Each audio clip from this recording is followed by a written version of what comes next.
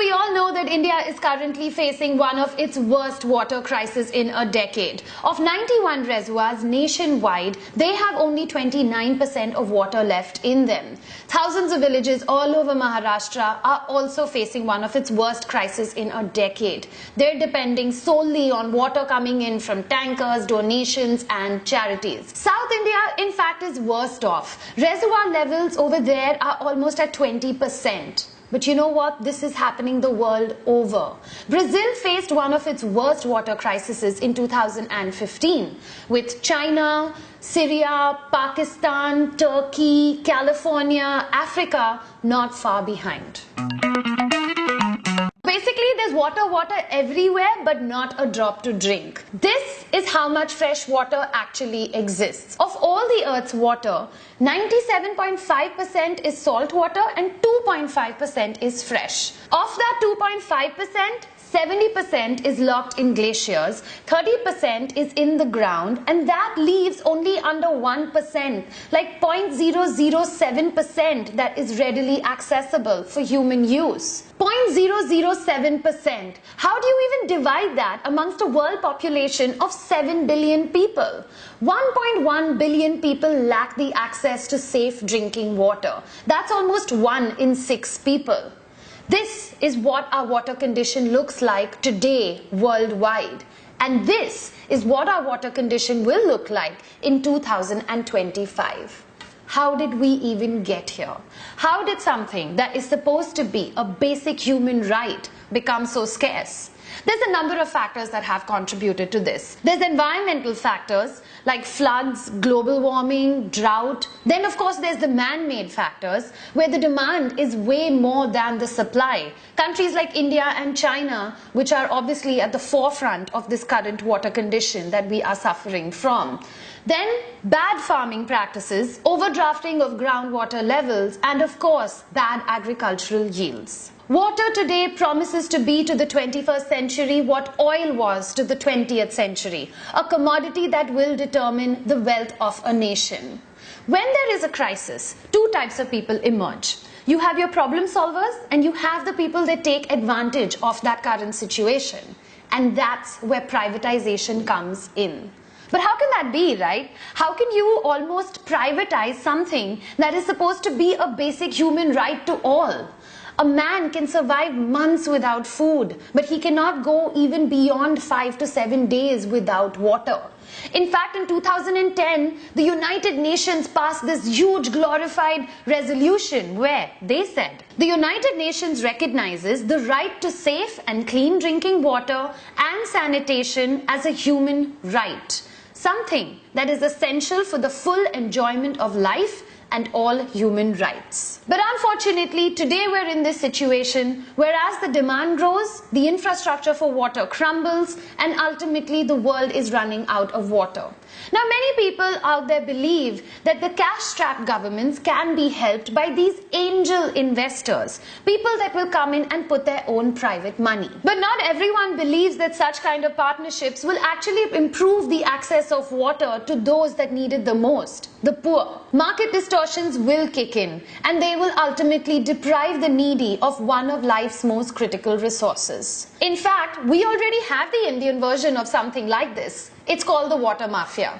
What we take for granted, something that is free-flowing from our taps, people in the slums actually pay for 1 hour of water every day, 2,000 rupees a month. Water tanker mafias today are selling 9,500 liters of water for almost 3,500 to anywhere up to 9,000 rupees per trip.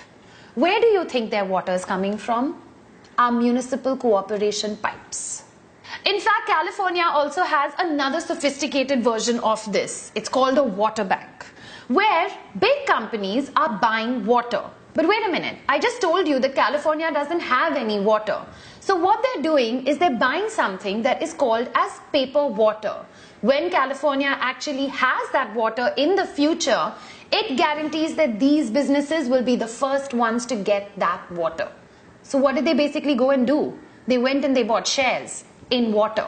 They privatized our electricity and look at where it got us. With Reliance ruling the roost, even if you change to Tata Power, you have to pay Reliance something that is known as a wheeling charge, a charge that is almost 25% of your total bill. Can you imagine the kind of death bell that we would ask for if they privatized our water? Our government claims that almost 45% of water gets lost because of leakages. Leakages that are taking place because of old drainage systems, systems that they don't have the money to fix or the will to do so. So why not bring in some rich people who have that money to invest in our infrastructure? Let them take care of it. If they take care of it, rich people will have water. Water that poor people ultimately won't. Another thought that is out there is that if you put a value on something that is so precious, then maybe people will value it even more. Human beings need at least 5 liters of water a day for your hydration. Then you need at least 25 liters a day minimum for your hygiene and your basic needs. That's a hell of a lot of water and a lot of people that we have here in India. Put a value on it, charge them. Maybe then they'll value it even more. In thirsty regions of the world, Nestle and Coca-Cola have constantly been clashing with communities. They're getting perceived as those big giant companies that are sucking small villages and farmers dry. Now, they did it in the village of Bhatti in Pakistan. They did it in Kerala. They did it in a number of villages all over India and the world. While both companies may have these very aggressive water-saving campaigns that they have deployed, because after all, they know that water is a very essential input to their business. But at the same time, remember how I told you, when there is a crisis, there's the problem solvers and the people that take advantage of it? Check this out. In the city of Sacramento, which was in the 4th year of its worst drought, Nestle was taking Sacramento's water and selling it back to its citizens at a profit. On March 16, 2016, the city of Sacramento has turned around and sued Nestle. Big companies around the world today are buying groundwater reservoirs. And in fact, if you're sitting on a freshwater body, then guess what? You're sitting on a future gold mine. Big companies, they don't care about the environment. They don't care about human rights. All that they care about is profit. In fact, even the CEO of Nestle turned around and said this: water is not a human right. It needs to be privatized. Think about it. Aquafina belongs to Pepsi, Kinley belongs to Coca-Cola, and today you will spend anywhere between 12 to 20 rupees for a liter of water.